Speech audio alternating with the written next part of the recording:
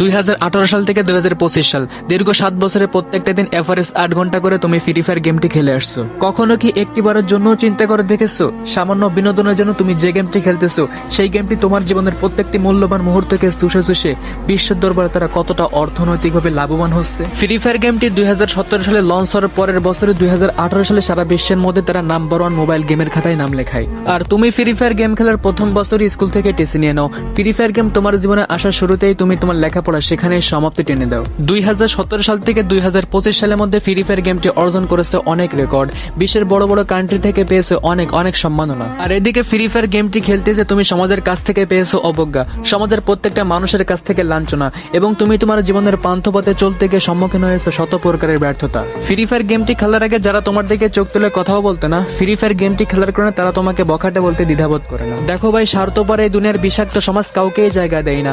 সমাজের প্রত্যেকটা মানুষের অন্তরে জায়গা করে নিতে হয়, আর এর জন্য প্রয়োজন স্কিল অ্যান্ড মানি, অর্থাৎ প্রচুর পরিমাণে টাকা এবং পড়ালেখা বা যে কোনো কর্মযোগ্যতা। কিন্তু এই ফ্রি ফায়ার গেম তোমাকে পৃথিবীর বুকে একজন যোগ্যতার সম্পূর্ণ মানুষ হতে দেবে না, আবার কখনো তোমাকে প্রচুর পরিমাণে টাকাও দেবে না। বরং এই ইলুমিনাতি গেম বিভিন্ন ইভেন্টে তোমার থেকে ছলে বলে কৌশলে একটা মোটা অঙ্কের টাকা হাতিয়ে নিবে।